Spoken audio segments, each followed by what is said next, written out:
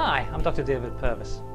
Have you ever noticed that when you have a personal problem, it feels as if that problem kind of gets closer and closer to you until you're overwhelmed by it? I was talking to someone yesterday and they said, I feel overwhelmed by the stress I have at work. Well, of course, being overwhelmed by a problem is what makes it stressful.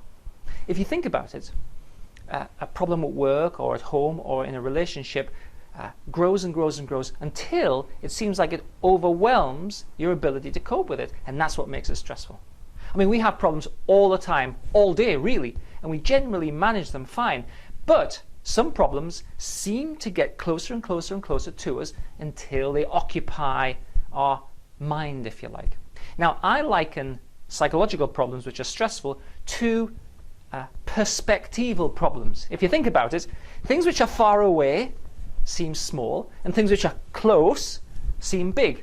And if you have a stress-related problem or an issue, just think about this for a minute. Does it feel like it's really close to you? Does it feel like the problem is really close to you? Let me illustrate what I mean. Now, I work a lot with people who've experienced traumatic incidents, traumatic experiences, from relatively simple road traffic accidents through to terrorist bombings and being trapped in some terrible environment for some period of time. And I usually ask this very simple question. I say, if you think back to the worst part of the experience that you had, how close to you does it feel? And I go like this, how close to you does it feel? And often, if it's been a very traumatic experience and it really significantly affects them, people will say, oh, it feels like it's here. It's basically in their face.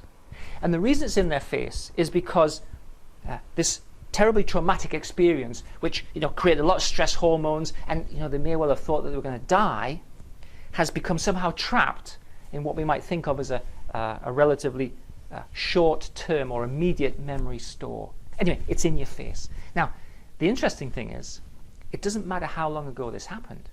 Many, many, many years, well, some number of years ago, I was talking to a person who was traumatized from the Second World War. So that tells you it was a while back. And I said, well, how close to you does this experience feel? And they said, it's kind of here. So, it wasn't here, it was here. But still, I said, well, how long ago did this happen? I remember they said 46 years. So something which happened 46 years ago was still so close, it's not even arm's length, it's just about here. That tells you that that memory, that experience, isn't behaving like a normal memory, because memories are supposed to fade with time. That's how memory systems work. Okay, back to stress. When you have a problem that overwhelms you, the problem occupies more and more of your visual, psychological, and mental space, so that you feel overwhelmed by the problem. And all you can see really is the problem.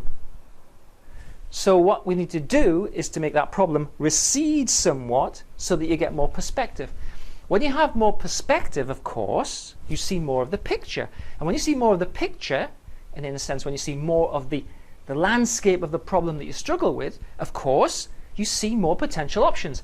And these are the options that you don't see when you only see the problem in your face. Stress is always, particularly if it's kind of really distressing, stress is always overwhelming, because it's here and you don't see around it to the potential solutions which already exist in the environment. There are actually always more options than you would anticipate once you push the stress-inducing scenario back a little bit. So let me show you how to do that. I've got this little phrase which I use with my clients, which is actually very effective, and it's basically this. I get a book and I put it to their face and I say, now, what can you see? And they say, I just see this. I've got a book with a man with a big fat face on. I say, what can you see? The man with the fat face. I say, okay, now take 3 steps back. And they take 3 steps back. I say, now what can you see? And they say, I can see the book and the wall and the chair and your bookcase. I say, right, you can see the big picture. So what I say to people is, take 3 steps back to see the big picture. Take 3 steps back from your problem. The thing that's troubling you, the thing that's gnawing on you, the thing that you can't quite resolve. Take 3 steps back from it and just see it from some perspective. Now, it might seem a difficult thing to do, but I promise you it's a little bit easier than you would imagine. You simply have to go, well, hang on, yeah, I could take some steps back. Do I need to do this now? Or actually, can I take some steps back from it? Do I need to organize this event right now? Or can I take some steps back? Can someone else do this? Do I need to do everything myself? Taking some steps back, just recognizing that you can take 3 steps back to see the big picture, gives you some freedom and it gives you some choice. Now, when you have choice, you have control.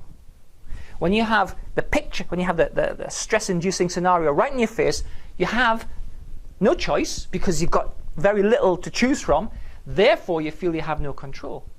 But when you take 3 steps back to see the big picture, all of a sudden, you put everything in perspective, and therefore you can choose from the potential options which are already available, but which you can't see right now. So, if you feel that there's some element of your life that you've lost perspective over, and you know that because it's stressful, it's difficult, it's hard to manage, take 3 steps back to see the big picture and allow yourself to recognize all of the options that already exist, but you can't see because you're too focused on chewing over the problem that's right in your face. Take 3 steps back to see the big picture. I hope you found this information interesting and potentially useful. Thanks for taking the time to watch and listen.